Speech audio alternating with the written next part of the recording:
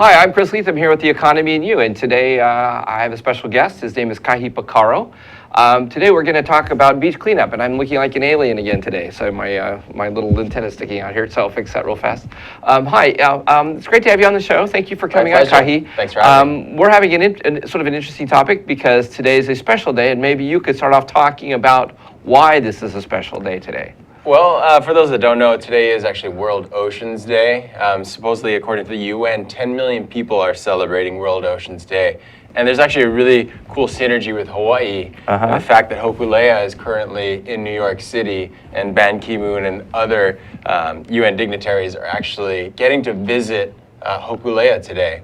Oh, that's right. Okay, so yeah, Hokulea just seems to travel everywhere these days. Real slowly, but yes. Slowly, but they get there nonetheless. Yes. Yeah. And that's not really an easy adventure either, because it's not like you've got you're living the life of luxury on that vessel. Yeah, it's definitely to the roots. You know, they're doing everything with no instrumentation that has any batteries or anything. It's all by the stars. No, and there's not a lot of shelter on there either in bad weather. Very little, yeah. Just in the little sides of the va'a. In the holes, right? Holes, in the holes of the vessel. Wow, that's tough. Yeah. So they're also releasing a lot of different announcements today. Some of the UN partnerships with different organizations, one like with Parlay for the oceans. They just came out today, the fact that they made a shoe out of marine debris and they're finally bringing it to market. So it's a shoe made out of marine debris. Yeah. Okay, so, well, that's an interesting thought. So now you made the shoe out of rubbish. In a sense, But then what happens when you're done with the shoes? When you're done with the shoe, you can actually give it back to Adidas and they will recycle it. Oh. What they're trying to do with a lot of other companies that are starting to utilize marine debris in their supply chain is kind of just raise awareness that there's like enough plastic out there in the world as it is. We don't need to create it anymore. Exactly. Yeah. Wow. And if we could focus on the fact that, hey, if we can recycle marine debris, why aren't we recovering all the simple basic plastics that we're just throwing away directly into the rubbish can? Well, I got to tell you a personal story. I lived in Indonesia. In Indonesia, they use a lot of plastic. And I remember I wanted to plant a little garden along the side of my house where there's lots of people that walk to and fro. And I had to dig down more than a foot to get through all the plastic to actually get to real dirt. Yeah, it's throughout third world countries and even in first world countries, but places like Indonesia where plastic's only really been introduced in the past decade, they're used to using bamboo and banana leaves and their fingers, for everything. But now this lifestyle of convenience that Western society has shown them, this whole plastic world that they're now influenced by, they want to emulate Western culture. And instead of like the banana leaf that they could just throw on the ground and it would biodegrade, and that's what they're used to culturally, they now throw the plastic bag on the ground and don't think about it. Well, it's very interesting. There is a whole business model around these factories that produce plastic. Companies in Germany and such make them. They also provide them the loans. And they provide the loans in such a way that you instantly make money, a lot of money, just by going out and renting one of these or buying one of these machines, because the loan is actually much more than the equipment cost. So it's supposed to give you startup money, but of course what it does is it actually makes you instantly wealthy. So it's sort of a business model that was created to engender people to produce materials with these machines. It's a very interesting situation. So, but you're with Sustainable Coastlines Hawai. So let's sort of get back to what we're doing, the weird, wonderful that we do here in Hawaii. You have been around for how many years now? It's been 5 years with Sustainable Coastlines Hawaii. Okay, and then what is your organization? What is the sort of the theme or goal of your organization here? So our mission is inspiring local communities to care for their coastlines through hands-on beach cleanups. What we're trying to do is create an experience for the participant in our beach cleanups to be able to clean up their coastlines or near-shore waterways and recognize that the stuff that they're finding is the same stuff they might use in their everyday lives, or their family does, or their friends do. Well, I know a lot of people watch the Survivor shows on TV. And you'll see these Survivor folks who are actually on a beach somewhere, and they're reliant upon the stuff that washes up on the beach as materials that they can use to help them survive. Where they're at. There's that much of it out there. It's an amazing thing. Like the Naked and Afraid. You see those folks using stuff that washes up on the beach. So that's totally a reuse of our trash, which we're not really doing enough of. But what we're trying to show people is that if you can recognize that this is your stuff, maybe you can make the connection that the consumption and your use of these types of products are having a negative impact on coastlines right here in Hawaii or thousands of miles away. Because we'll find stuff from Japan, China, Taiwan, Philippines, Mexico, California, That's right. you know, Canada, Alaska, That's right. etc., all on our beaches right here in Hawaii. I've traveled on beaches around the world, in the Suribu Islands and Malaysia and places like that, and you find, I've seen everything from washed up needles, you know, with the little syringes. Yes, Yeah. I've seen those washed up. It's a little bit scary, by the way. You know, if you Yeah. got small kids, you don't want your kids, you know, accidentally getting stabbed with a rusty needle. Yeah. Just laying on a beach somewhere because it's still attached to a syringe. Yeah. There's just all sorts of things there that are real scary. Yeah, but what we're really trying to focus on is the people then changing their consumer behaviors from an awakening that happens at our beach cleanup. So our volunteers that are working for us or volunteering for us help foster those connections. But it's also industrial waste, isn't it? I mean, there's people, we want people to do better. And I think in America, just from my own experience, we do better than most. Yeah. But there's also this sort of factories that sort of dump stuff into the ocean and there definitely is. But when you do an analysis of the stuff that we're finding on the beaches here in Hawaii, it's primarily consumer items like plastic bags, wrappers, bottle caps, cigarette butts, single-use plastic, so plastics you use once and you throw away. It's the consumer that is using the factory products that are made in the factories. The stuff that the factories are dumping, that has to do with more like chemicals, pesticides, runoff, the dirty water from actually making products, nurdles, so that's the pre-production pellet of plastic, how it starts. You'll find those in beaches all around the world, and they're the size of a tiny little pearl, like they're tiny. Right. Are there alternatives though? I mean, are there alternative materials? For example, if I go into the store and buy a candy bar, they're inevitably wrapped in plastic. Yeah. It used to be wrapped in paper, but not today it's sort of plastic. Yeah. Does the consumer have a choice? The consumer does have a choice. The primary thing would be to not buy that thing in the first place. But that candy bar looks so good sitting there on the shelf. I got to tell you, it's true. But there are alternatives. There is compostable packaging. But what we need to recognize is that industry is internalizing all the profits of our consumption of that candy bar, yet then externalizing all the costs associated with dealing with the trash. That's true. If we then, from a consumer standpoint, we're able to push the cost of the externalities of the consumption of the item, we would then see the real price of what a candy bar That's a great point. That's really a great point, Kahi. So I like that. Now, coming up here, we have a beach cleanup scheduled in what, June? Yeah, end of June, June 25th. June 25th? Yeah, so Tell us a little bit we host cleanups across the state. Okay. Our last one was in Waimanalo. We cleaned from Bellows all the way to Makapu with the help of some really great partners like the U.S. National Guard. We also were able to recruit 615 people to come out and clean that day. Cleaned for 2 hours, and then we had live music, free meal, games for the kids, prize giveaways, etc. We're replicating that again coming up here on June 25th.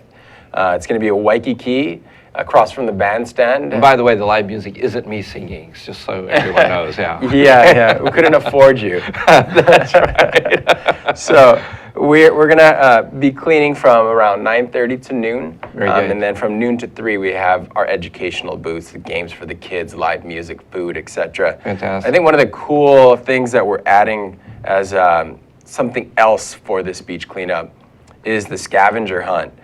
If you actually go to Waikiki Beach or those surrounding beaches right in that area, they're relatively clean, and that has a lot to do with the way the winds blow, where the winds are blowing primarily offshore. Well, I participated in the Kuala Basin cleanup, and it's amazing the stuff that you find hidden in the bushes. Yeah. Bicycles, large toolbox containers that contractors use. Chairs, furniture, stuffed inside these things. I mean, so what you're finding is what's called land-based debris. So that's not even marine debris. It hasn't even become marine debris yet. Uh-huh. Whereas if you go to the other side of the island, any eastern side of any of the Hawaiian Islands, all the way up to the northwest Hawaiian Islands, that's where you're finding marine debris. And that has to do with the way the currents flow? Is that what that is? Yeah, and it's the currents, but it's primarily the northeast trade winds. We have an onshore flow on that side, bringing the trash from the ocean onto our coastlines. But then over here on the south shore, you've got the winds blowing straight offshore. So that's our trash as locals and visitors that's making its way out into the ocean to become marine debris. So those cleanups show us, hey, this is our fault. This is our responsibility to clean it up. But even more importantly, change our consumer behaviors. Now, what about dumping from seaborne or sea vessels? Yeah. So 20% of all debris in the ocean comes from people dumping out at sea. So that's nets, that's like military ships, commercial fishing, cruise ships, or just simple people sailing or recreating out in the ocean. So that represents 20% of all the trash in the ocean. That's a lot. It is a lot. It is, and primarily it's mostly nets and ropes and conglomerates of nets and ropes. And those are plastic materials because they don't disintegrate, right? No, they do not. They photodegrade, which means they break down in the sun into tiny pieces of their original self, but they don't biodegrade and actually become part of the food web again. Oh. Yeah. This is a lot to know. Where can people find out more about what you're doing and about the problems associated with marine debris? Yeah, the primary place for us, we'd want to push you to our website. Okay. So that's sustainablecoastlineshawaii.org. But we also have a really live and active social media front. So you can check us out on Instagram at Sustainable Coastlines Hawaii and see actual photos of the degradation that marine debris is having. And even more importantly, some of the solutions and steps you can take to improve the quality of the coastlines. Right. We also have a Facebook page and whatnot. This also has an impact on marine life. Yes. And that's one of the big issues as well, isn't it? Yeah.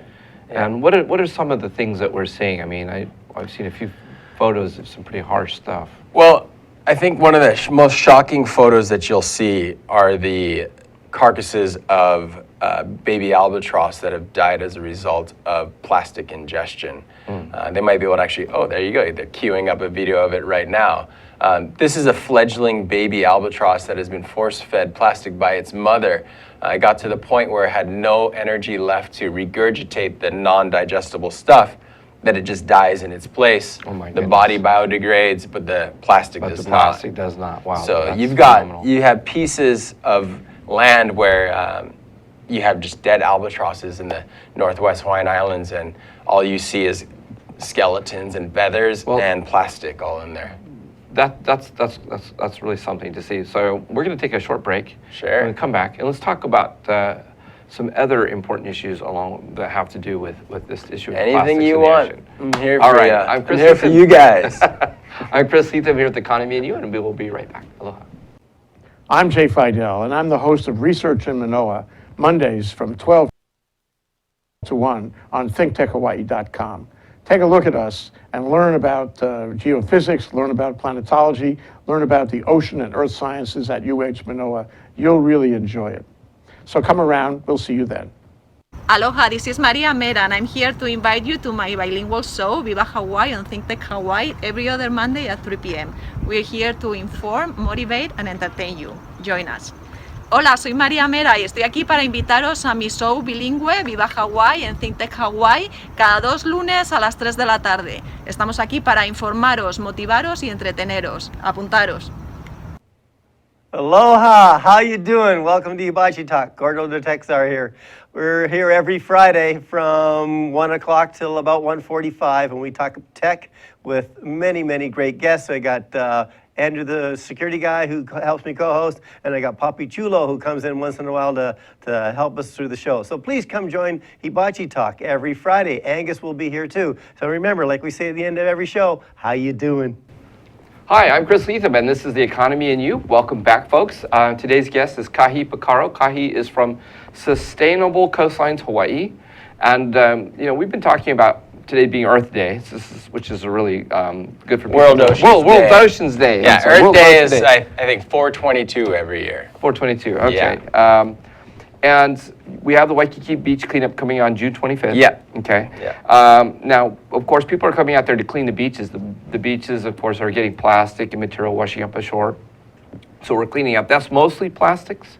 Primarily plastics. You know that on average, the amount when you take into account what's found, we used to actually tally everything that we found, and what we found was primarily 60 to 70% of everything was plastic based. But are these small things, or are they also large?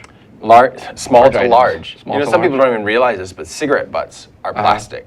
They're not made out of cotton. They're actually made out of cellulose acetate, and that's a type of plastic. And that doesn't degrade either. It does not biodegrades. It does not biodegrade. It photodegrades. Photodegrades. And when it's photodegrading, it's been used as a filter. So it's meant to filter out toxic chemicals. It's pretty much hazardous waste. Yeah. You know, maybe there's something we can use there to inspire people not to smoke. We'll make them go clean up some cigarette butts. Clean up some cigarette butts on the beach. Yeah, we have St. Louis High School do a cleanup with us every year. And 2 out of the last 3 years, we've taken them down to Waikiki to go pick up cigarette butts and compare year on year what the difference has been since the smoking ban. We're still finding a lot of cigarette butts, but drastically fewer. But the cool thing is, the kids all come back and they're like, I am never gonna smoke cigarettes. Yeah, that's great. That's great. Yeah. Yeah. It's just it just leads to so many illnesses later on in life. Yeah. You know? But what else can people do in their own lives? Sort of bring it back to the home and to the family. Yeah, because when you really think about it, the man who found the North Pacific garbage patch originally, his name was Captain Charles Moore. He had still does, has a great saying that trying to clean up the oceans is like trying to bail out a bathtub with the tap still running. So that's us trying to go out and clean up the oceans, or us simply just doing beach cleanups, or just doing stream cleanups. It's not going to solve the problem, because the trash is still flowing. It's still flowing out of the tap. The solution is to stop the tap. And the tap, as you slowly figure it out, you go from beach cleanup to stream, to storm drain, to people littering, to our hands, to us buying it, and you make your way up all the way to industry, which is in collusion with the government. So it's very interesting to try to make those connections starting at a beach cleanup and figure out that, we're not going to have as much influence on industry and government as much as we try, and we will continue to try, but us at home can make the simple choices of reducing or eliminating our use of certain types of plastics. Because if we don't buy it, they're not going to make it. Well, is there also, and I'm just asking as I'm a technology guy. Yeah. Are we improving the technology to develop materials that are in fact biodegradable? Yes, we are. And more demand is creating incentives for companies to start investing more money into more renewable resources and technologies towards more biodegradable packaging. But being a technology buff, have you heard of planned obsolescence? Yes, I have, because my stepfather worked for Ford Motor Corporation, which I think founded the concept of planned obsolescence, built into their automobiles so many years ago. So for the viewers out there, planned obsolescence is like when a company is planning their product to become obsolete so that you then have to go out and buy the next best thing. The easiest example for most viewers nowadays would be something like the iPhone. You buy it, it's the next best thing, it's awesome, you're using it, it's fast, and everything's great, but 8 months later, you're always looking for a outlet around to be able to plug it in. Your internet's slowing down. Well, your battery life starts to go. Yeah, your battery life, if you can make it past 1 year, you're stoked.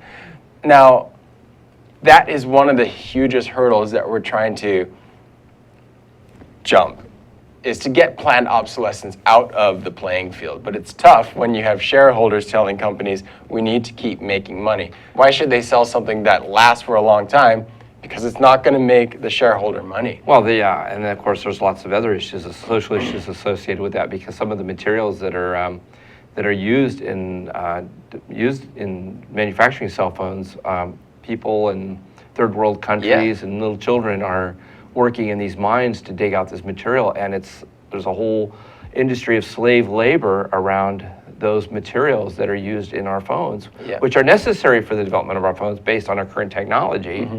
And we are employing people in slave labor to resource those materials. That is another example of the kind of nonsense that's going on with industry. And not just the slave labor, the poor people that have to work with it, these are toxic materials as well. Like one thing that I really like to push as well is the recognition of a circular economy versus a linear economy. More of a cradle to cradle versus cradle to the grave from a product life cycle. I think recognizing the futures and having our youth start to consider when they start inventing things, the life cycle of their product so that it continues to be recycled, so that when they're done with the product, it doesn't go to the landfill. It actually goes back to the manufacturer to remanufacture a new one. Pollution itself is really the result of failed design. So if we have a perfectly designed product, there will be no waste. It's like my grandmother's rocking chair. It lasts forever. Right? We still have it. It's still there, And it lasts a long time. It's made out of wood. At some point, it's going to degrade, and it's going to become soil and become part of the life cycle again. Yeah, but I think it's going to outlive me. It probably will. But you think about our poor students at schools, at many of the schools right here in Hawaii. Every day for lunch, they're eating with a single-use plastic fork on a styrofoam plate. Now that single-use plastic fork and styrofoam plate will outlive them, their kids, their grandkids, their great-grandkids.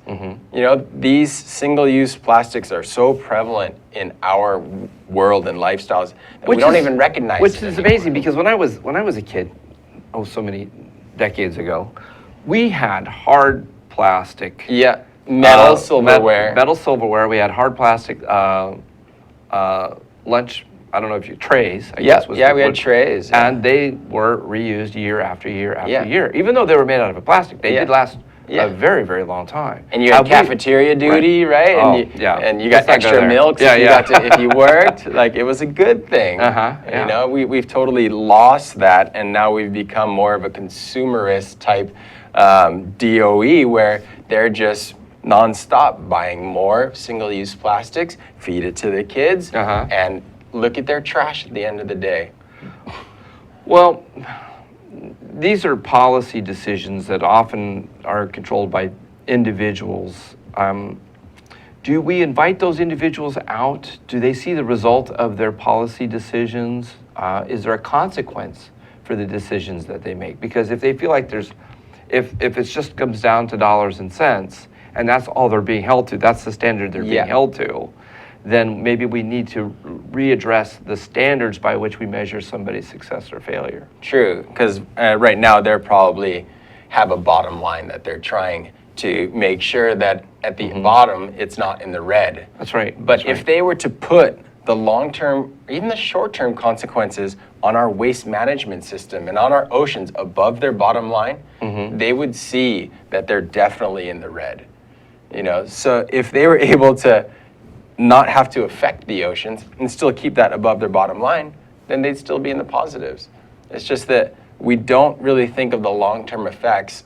We're just focused on the short-term results from a monetary standpoint. That's society in general. Well, I mean, we are a capitalist society. We are driven by profit, and companies are driven by shareholders' demand for profit.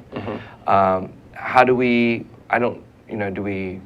Is it just that we have to legislate it, and just add more laws on the books? Because that seems to have a deterrent for businesses to want to do business. Like in Hawaii, we have a reputation by Forbes magazine as the worst state in the entire nation of 50 states to do business in. And if if we just keep adding more regs to the books, all we do is make ourselves less attractive to people who would otherwise want to come and invest in Hawaii to improve things here. Yeah. So what do we do? I don't believe in unnecessary legislation. But there are some things that need to be put in place because things will not change fast enough that need to be changed. Things like the plastic bag ban, smoking on the beaches. There should be a styrofoam ban. I don't know why there isn't one yet. Actually, I do know why. That would be another 30 minutes here. But I think the real thing that needs to happen is education to all of the people in Hawaii about plastics and the detriments they're having, not only on our oceans, but the long-term effects it could have on our whole economy. The tourism industry here is second to military. If that goes away, where are we?